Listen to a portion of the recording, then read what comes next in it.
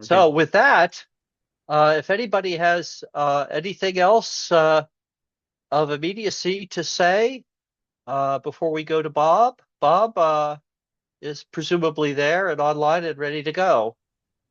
So going once, going twice. So in the great tradition of these meetings, Bob should unmute and start blathering. Introduce yourself, Bob. Hello. When I turn my head towards the light, as you see, that's my view, except the snow has pretty much disappeared, of course, up there at 4,000 meters. It's one of the things that's interesting actually to me is how uniform the tree line is across Pikes Peak. Anyway, um, I guess you can see my screen and let me put down a timestamp. Oh, I got the shift caps on. So that's a full day timestamp, but it didn't save things. F6. Why did that not? F6. Oh no, F11. One of the things is they're really only, that's the total number of defined keys, and F6 really is the main one that executes directly in fourth and puts up here in this result window whatever's there. But F11 is in contention with it because it saves everything or it puts down the timestamp and then saves everything because, and I'm going to skip, I mean, here are my notes from today. Oh, one of the things, Ken, I see that was you. I, I really like this. When you've got big tools around, make the most of them. Because that's very much the philosophy of CoSy is to make big tools.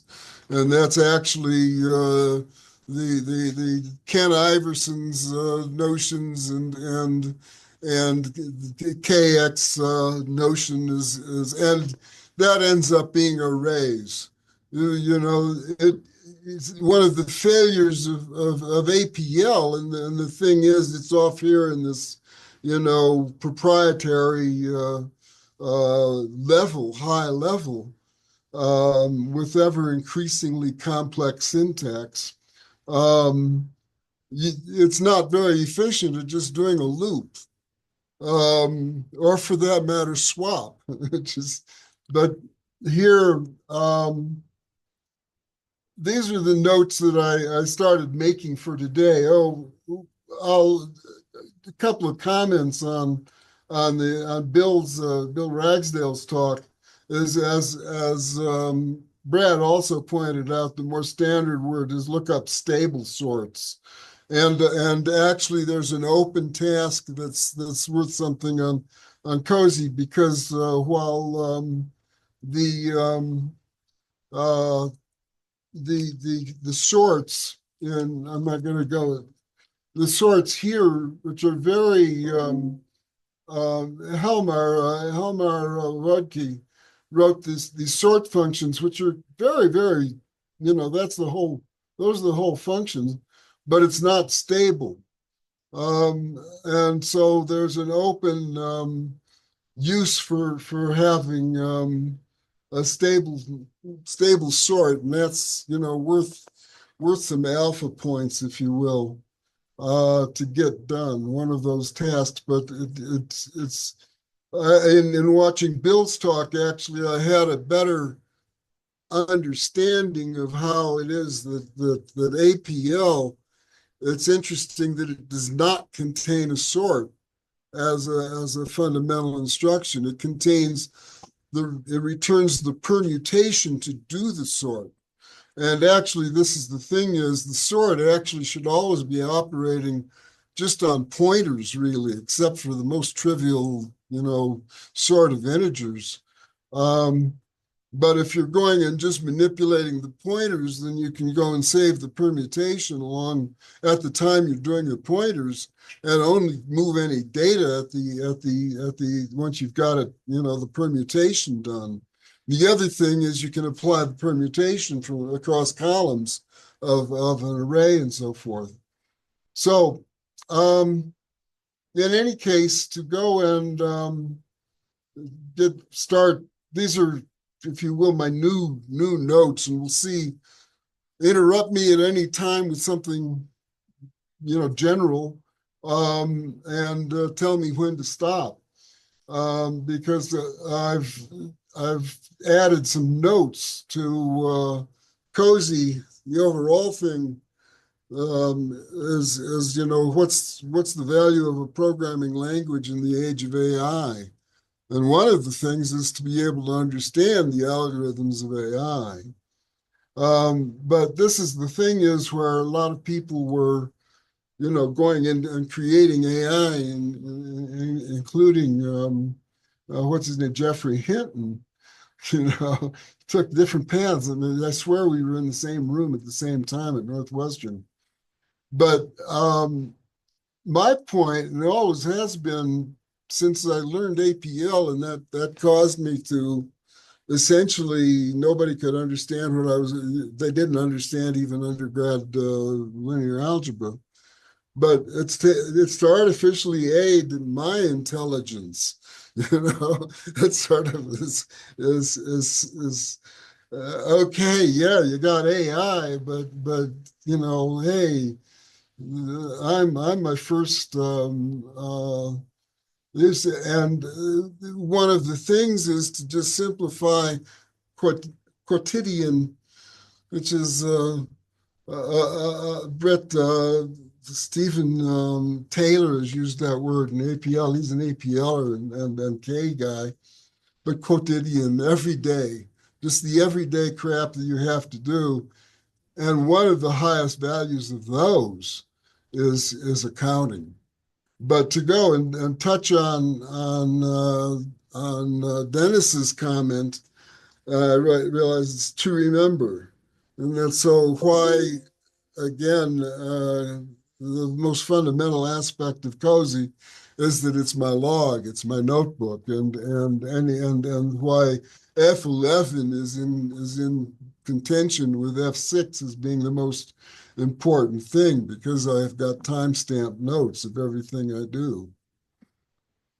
To remember and to express tasks as simply as you could ask AI.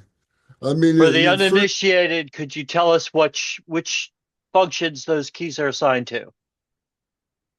which keys? The Oh, ones you just mentioned, F11 and F6. F6, CoSy evaluate requires the result to be a CoSy object, which is essentially a pointer to something that has a CoSy header. Um, and one of the things to note, actually, and that does it requires result. Oh, this should go and say that it does a save before it executes, because you can blow away the machine.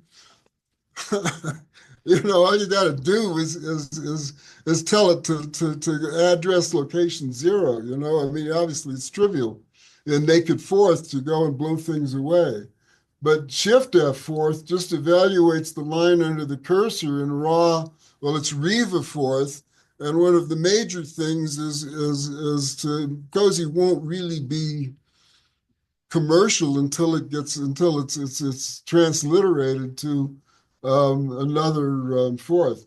But the other thing, you'll also, and this is my F8, goes and essentially www, it opens up a URL in the browser. That's the other key I'll hit.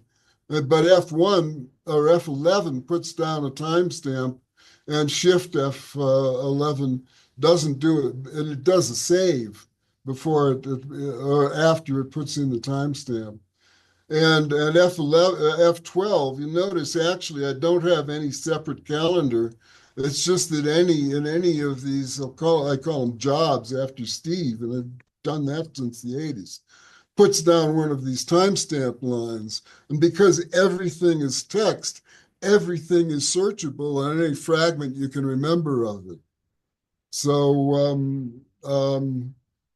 that's the thing is you've got lots of different tasks. You'll pull up some job on some particular person, file folder, if you will, on somebody, and you might not hit them for a month or a year, but okay, you put down a time, you put down you hit F12 for the day, and and you hit F11 for timestamp, and when you've done something significant or leaving, you put F11. When I sit down at my computer in the morning, the first thing I do is hit F11. Um, so, and I got, oh, I don't want to, I'm not going to bother doing this, but well, I will just to go and show. But before I do that, though, I want to come. There's this exchange on electronic design where it was something about what is this programming language? And it's got these listed. And I commented um, that let me scroll. Yeah, I commented. I'm just as glad I don't know. What are these? I left Fortran and Algol for APL 50 years ago and went to Arthur Whitney's K because cleaner and more transparent. And then I've been creating CoSy ever since. But much further simplified even from K, but with unmatched malleability as open to the chip vocabulary and forth and no boilerplate. And one of the things William Wong, who's the editor there, replied about the same, although I do come back from time to time. I wrote and sold a Fortran development environment written in basic blah, blah, blah. Where does he mention? I used APL for hardware design. And fourth is another one I worked on with graphics editing programs. So it's interesting that William Wong, who's the editor there I guess, on embedded systems at Electronic Design, made that comment. He actually some years ago steered me to GitHub, and I tried out GitHub. And frankly, CoSy's far more powerful because you've got language. You've got language. Anyway, that diversion. I was going to, there's Tim Sort. I can't remember what I was going to, sort, no. Yeah, these are the sorting functions. Now I'll skip that. Okay. Yeah, but yeah, in any case, it's, the real thing is that my main use is my use, sort of have the most powerful now that I'm 80, I sort of figure at some point or other, well, when I write my memoirs, I'll want to look back at my notes over the decades. But it's also to succinctly, executably expressing the math. And that really was Ken Iverson's goal. I think he ended up getting too complex, and APL in general has gotten too complex. But one point is and a reason, really, to me, I all of this interfacing with the hardware is the end that I've not even been close to since leaving a lab PDP-8. And my waste of time on that is one of the things that caused me to appreciate Forth when I encountered it in the 80s. But one of the things is whatever a chip without software is a chip without blah, blah, blah. One of the things is you can see actually what it can write in one line, because And the vertical bar is comment symbol, which I really like. But okay, so I've got that string. And dot dot is dupe with reference counting. So it's because all of this is dynamically allocated and collected stuff. So this is dupe dupe, and then uh, CL is catenate list, and CL again. Let me throw a comment symbol in here, and at this point, I've got a chip is a chip is a chip. Yeah, three copies. But then I make another copy, and this is the length, the count, how many characters that is. And then one of the things is because it's operating at the fourth level, executing at fourth level, I have to tell it that the next thing is a 10, and that turns it into a one item CoSy vector. And this, I think I got off of minimalist computing somewhere, a name for swap. Okay. Someone, I'm not even sure, could conceivably you or someone else with curl went and had this just the dollar sign for swap, and I found that that was not being used. So that's a swap, and then another catenate, and then take. So this is made. If I just take this part right here, it's taken the length of the thing and 10 and then swap them, and then it catenated those two numbers, and then take goes and gives me the whole, there are 10 lines of it. We'll get into that. And in CoSy, I think I like, really Ken Iverson, I think, was the first to start using the term, is nouns are data, and verbs are functions. And of course, in fourth, one of the brilliances is they're all just words.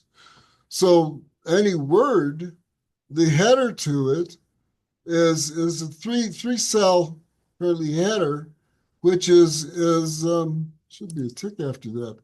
Um, and that form goes and returns a list of the words. It returns a word list. This tick returns a single word. This goes and returns a list of them. But that's the three cell header, and the first of them is type, and uh, that's gets to my notes from last month that I want to hit on. Whether it's simple, and then type 0 is nested. Okay, this is a list of lists. Anyway, one of the sorts of things, this came up, I'll do it, because one thing's as good as another. Again, the purpose of CoSy is, okay, I can follow my thoughts. And there was this YouTube, let me hit F8 to go and open that. It's being slipped. Yeah. Anyway, there's this YouTube that Work today is broken. Whoa. We're all working in too many forget that. But the whole thing is how Euler connected infinity to pi. This was, I guess, yesterday. It occurred. So okay, the guy's doing that in what essentially showing that the sum of the inverse squares ends up being pi over 6. So here, this piece here, this is iota starting at 1 instead of 0, which is normal, produces the first, well, I've got 100,000, I see. Made a list of 1 to 100,000. And then those are integers, and this is something that again, to go and make it nice for humans, things need to be genericized. And this is why I need some, I want interns and I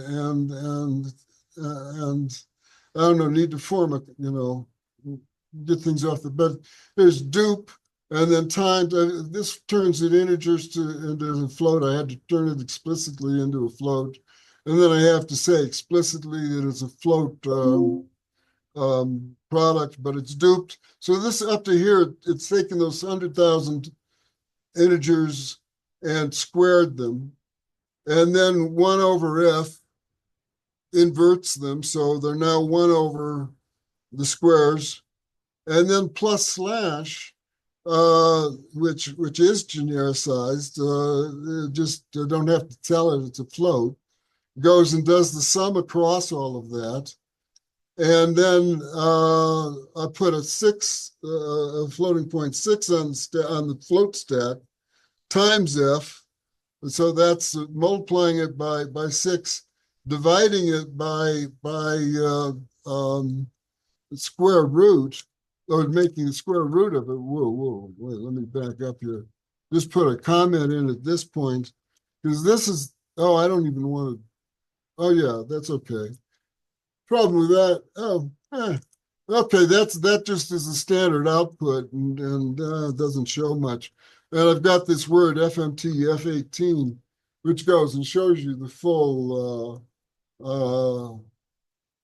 number. And I'm kind of curious whether anybody can immediately say how many digits that's accurate to. It's here. I actually go and add up 100,000 things. But the main point there is just that, okay, this happened to see this YouTube, and okay, how do I do that in CoSy? But the big challenge now is building a cash flowing ecosystem. And if you go to my alphas page, you'll see that there's a combination of equity and license on the whole thing. And there's the possibility, if you go and do something, because there's so much to be done. And we'll get here to scroll back to last meeting, where these are my notes from the last meeting, and you'll see, and I'm not going to go through. But all of this is uploaded, by the way, on text, presentations.text in CoSy 2025 notes. But one of the things that came up, I was pretty slow on getting to uploading Brad's notes. And in any case, I essentially took these out of the email. And you can see these are the HTML for Brad's quote, links. But in CoSy, or F8 just wants the naked URL. So I wrote a couple of lines. Again, I've got this stored in, it may even still be T0. I haven't done it. I'm not going to redo it if it isn't, but T0 is persistent. It stays, oh yeah, okay. I still got this sitting there.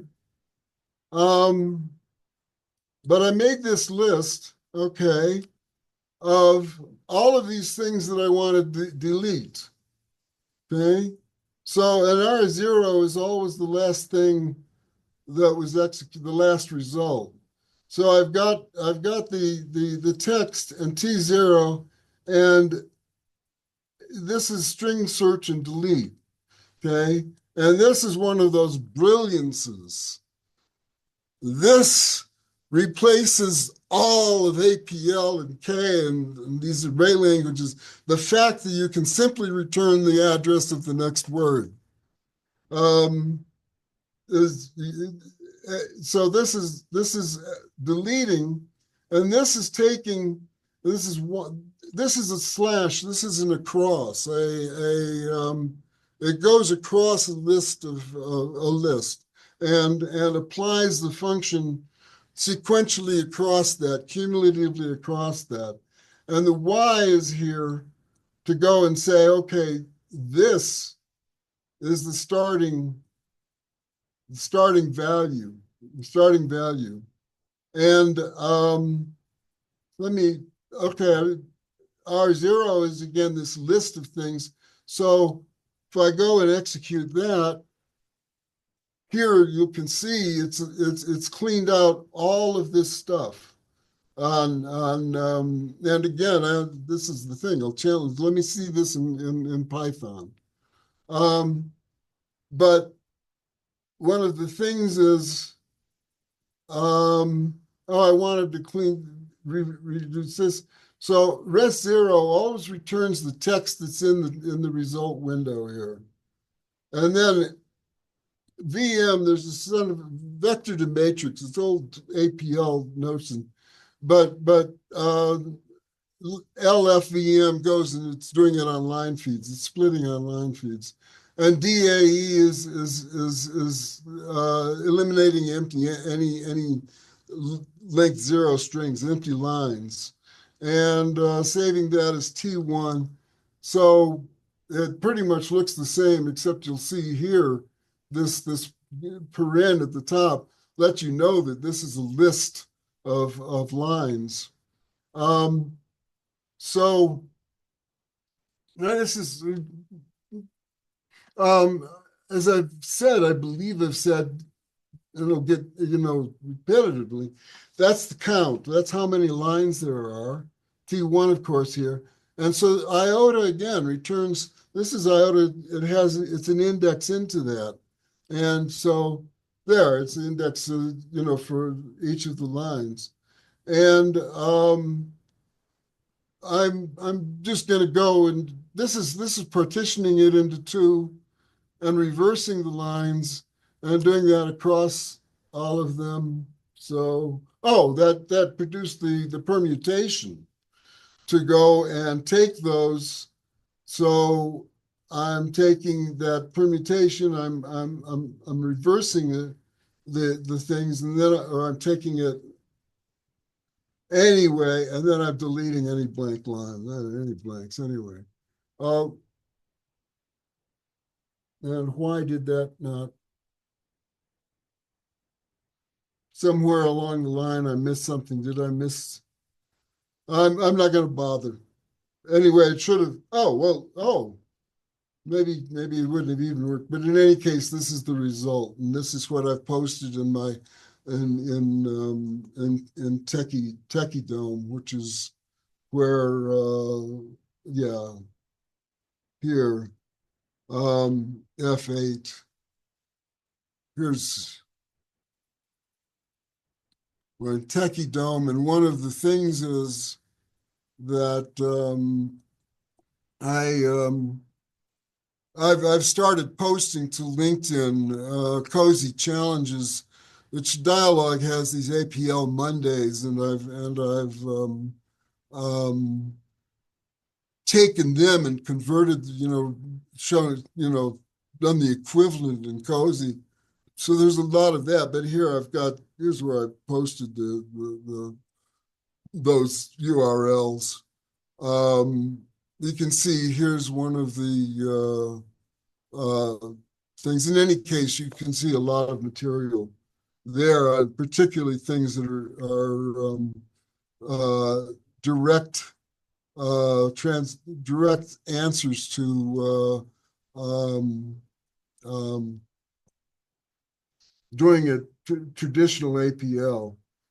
But again, it's such, okay, yeah, I see. I got the link here to where the comment is posted. And and one of the things is,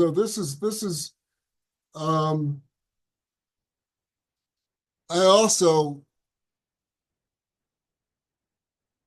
where is that?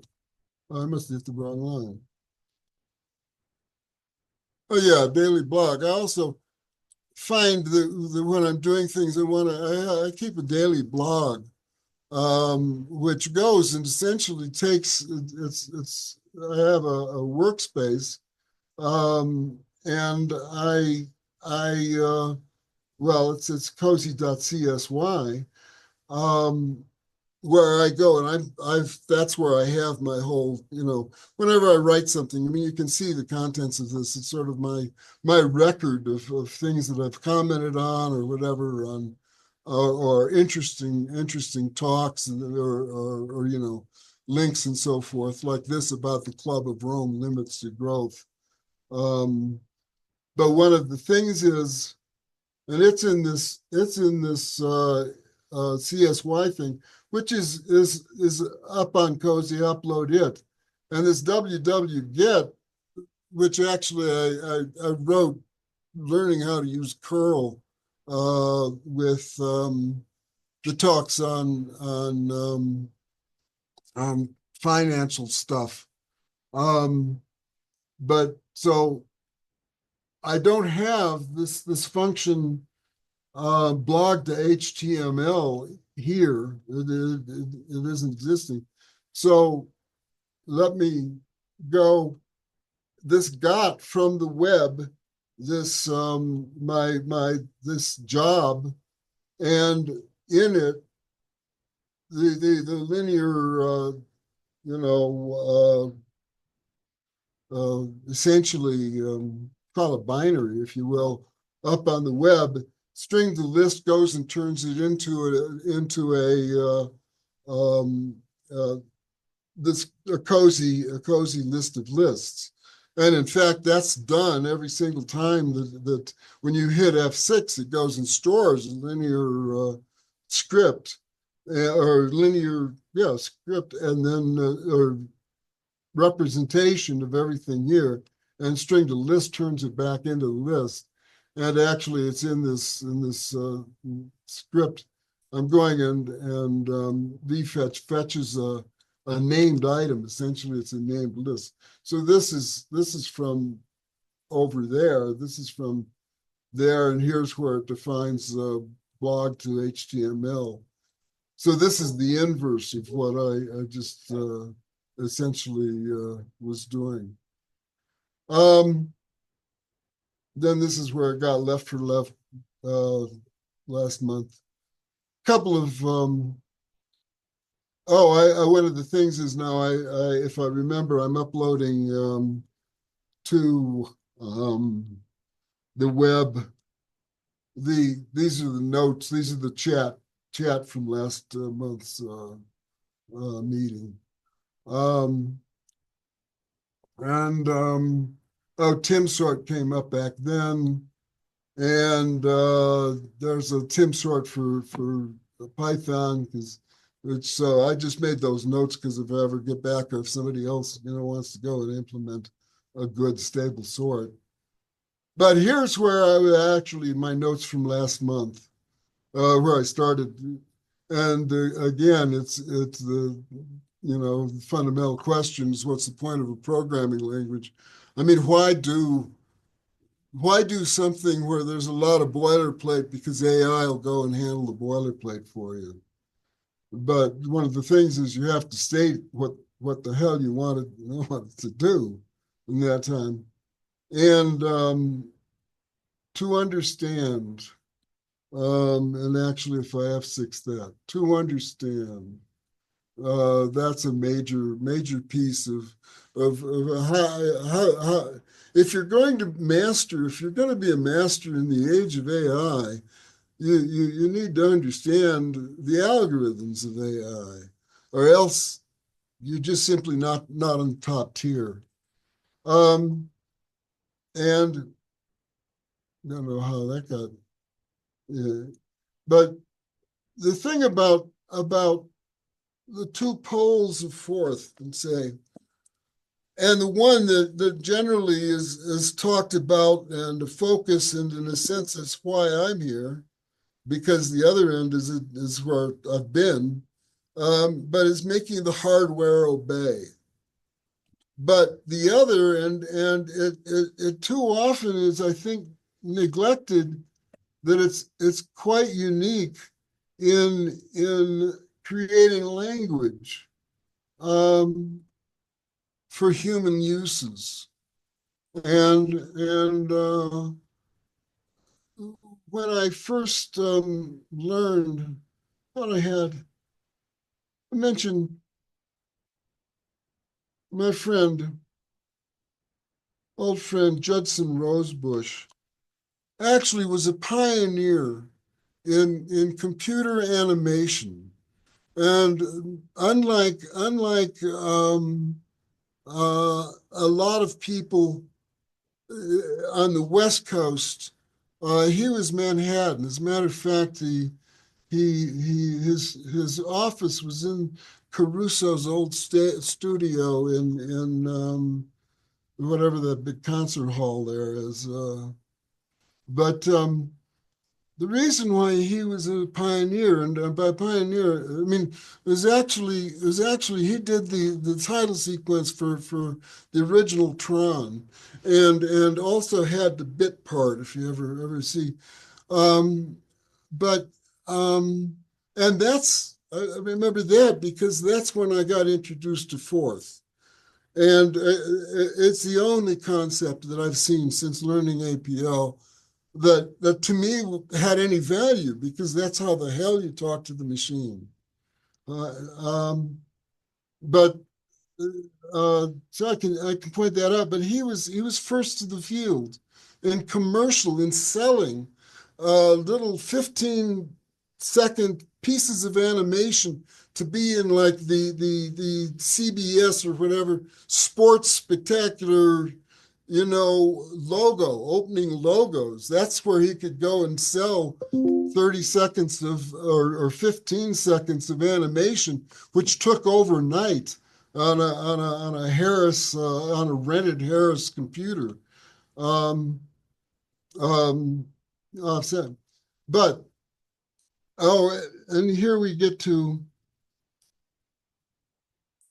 this is where I really wanted to get click. I wanted to this is, you can even see, but I saw this by Elon. This is a clip out of Elon. In the release, because a lot of the final polish is necessary for a great user experience. In some ways, you can think of it like a house. That last 5% where you do finish the drywall and do the painting and the trimming, even though it's not much work, it transforms the house. Yeah. So it's that. Just want to make sure that last 5% is done really well in the release, because a lot of the final polish is necessary. So that's the status of CoSy right now. And it needs other people to go and do that polishing. I mean, this is my last newsletter, and if you're not on my mailing list for the newsletter, just drop me a note. Anyway, and the pieces of those that need that polish includes it generalizing math verbs, so I don't have to tag them with I's or F's, or if I add complexes, whatever. The words are at a level which genericizes these sorts of things, and that again gets down to that first header. The first item is type, and from there it can choose the vocabulary that it applies to that. So you have to build, to add a type, you build a vocabulary that handles that type, and then you add it to the list of genericized things. Right now, the main things that are generic are enclosed nested lists. The other thing is the browser interface, and this is Brad actually managed to get the bloody thing to run on Windows. That's but the entire interface, which is essentially mainly it's one page of script in CoSy. And then the final thing is having it hosted on the cloud.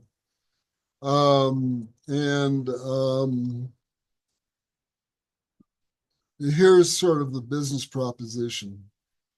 Now getting down to the array algebra, the algebra of arbitrary dimensional geometry, which is the underlies so much, including AI.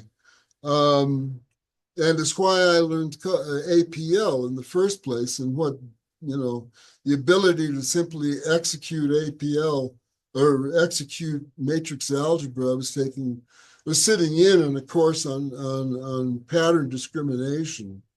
And also I was quite interested in associative memory. Those are a couple of the first things. And those are this was 50 years ago, but this was now the foundations of AI, which has just added multiple layers. We'll see how far we get there.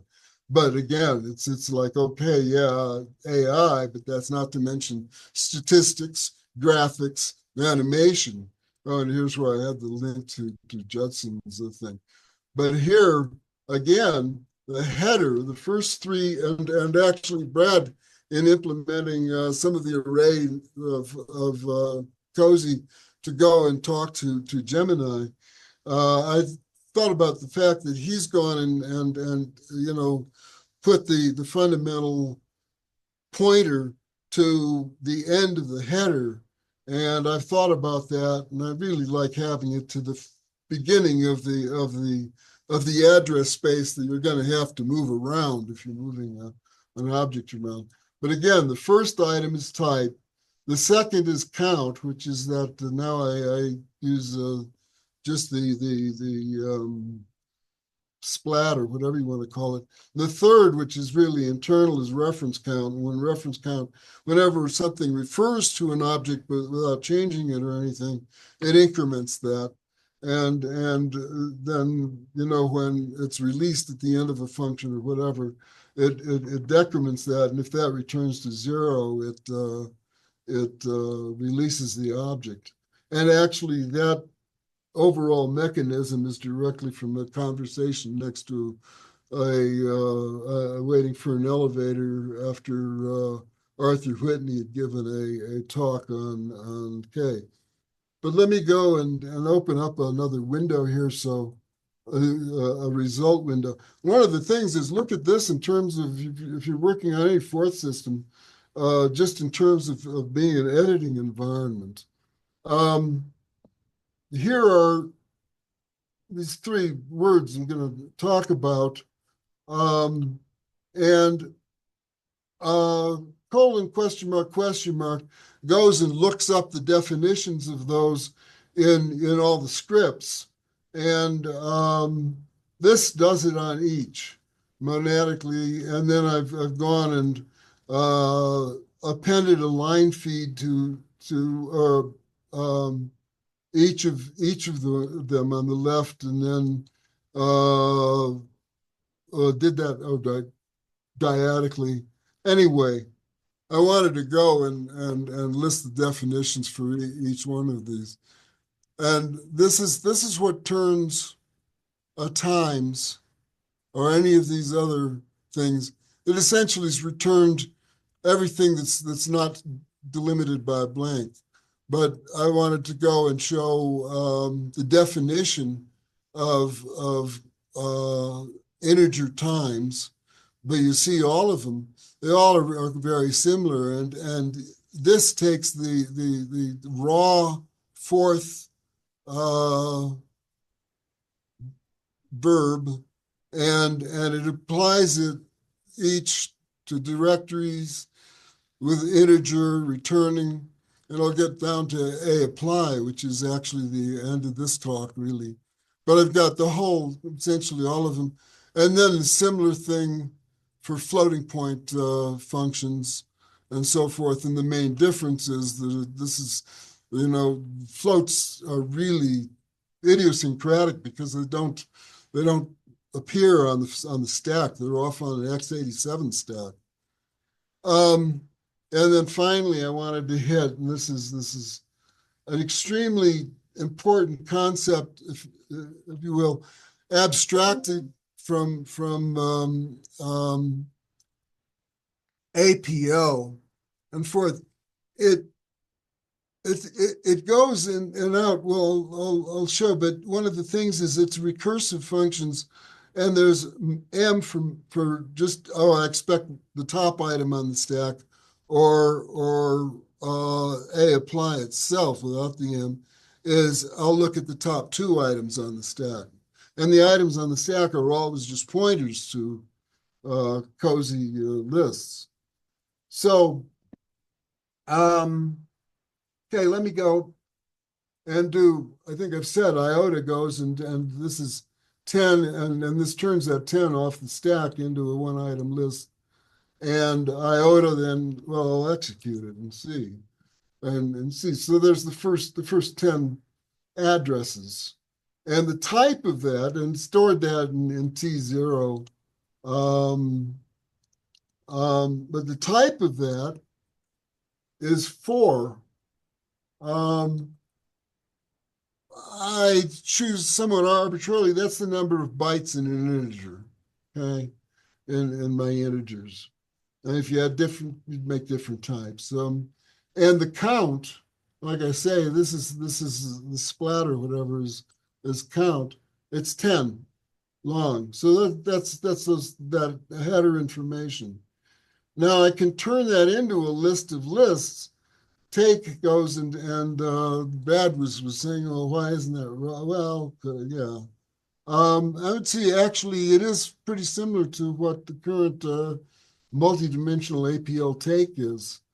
But in any case, if I do that, I've turned that into, this is where it's different than APL, which would have it as an actual rectangular array. This is just a list of two lists. So one of the things is, and here I've got T0, this array on the left, and I've got this character. This is a list of words, type, and the two words. And I'm saying eval each of the ones on the right over that object. So actually that's giving me the two values. And now the type is 0, which means it's a list of lists. It's not a simple item. And Bob, then the count. hang on, Bob. Hello, Bob. Yeah. We're getting close to noon. I think that Okay. we're going to be starting the recording soon. Do you want to wrap it up within the next couple of minutes, and then we'll stop the recorder? That's fine.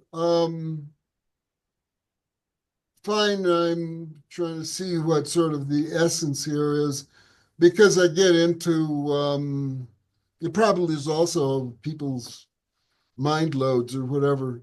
I do get, I think just this next few examples, just working through a couple of these lines, will go and complete this story. So anyway, this is multiplying each of those lines by 2. You see that distributed across, it applied to each across those. And again, like I was saying, this is each across, and it's got this A apply in there. And to go and show why it needs that apply is if I just do the each times dir, that part of it, without the apply, it actually sees those addresses as the thing. And so that's 2 times the addresses of those of T0. And 2. To go and complete sort of the math of here. Now I made a list of 5 copies of that. But now because it has A apply, it will go and apply that to multiply each of those by 2 all the way down at the bottom level. And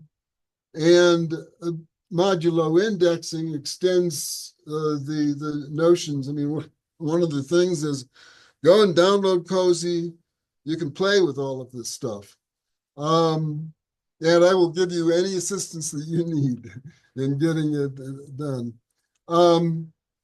But here, if I go and do it dyadically, so it's matching each of these pairs, you come out with it did the 1 times the first one and the -1 times the second one. If I go and do it on each L, goes and is holding this constant and doing it on each of the items on the right. If I go and do it on each right, and these are vocabulary really from Arthur, does it on each right, and so get up to here, and this is something so brilliantly simple, and you just can't come close to this. You know, APL is so complex, and the syntax is so screwed up. APLers can't even understand it anymore. And it takes a whole page of APL to parse APL. Here you can throw a comment, a comment separator in at anything that's completed a thing. So this is the whole. This has got math and so forth, GCDs. It's not, and a bunch of things, variants and so forth, all of which depend on fundamental and a dot product. And here's the definition of dot product for both. It's just the times plus slash. And so I could do, and one of the things is I assume most, whoa, nonce. This may bomb, yeah. Probably because, well, I'll stop there. Oh, I'll go and hit one more. Here's sort of asymptotically, this is dialogue APLs. As a matter of fact, actually, let me go here. Here's where I was going and testing what I'm doing against what dialogue, current state of dialogue APL. This is all their vocabulary. One of the things is this vocabulary largely has been winnowed over decades. There's some ideas that I don't think are great, fair number now. But the thing is, in terms of a vocabulary to go and to express the algorithms of multidimensional algebra and like I know I've got some links here. Oh, one of the things is there's something rather interesting is that KX, whoops, KX, yeah. We've sort of overshot the runway here. Okay. With that, I'm going to say thank you so much. We're going to stop the recorder now, but folks that are interested in talking to Bob, or if Bob wants to make a couple more points off the record, we're still going to be here. The meeting room is open 24/7. If you're interested in presenting, or if you're interested in trying out Zoom or something, you're welcome here. Brad gets a flash message when. So Brad, we'll pull the plug on the recorder now. And thank you so much, all of you presenters and others, for joining us. I would remind you, go to meetup.com, register for the channel, and go to YouTube and subscribe and do all of that stuff. It helps us, believe it or not. Thank you so much, Bob.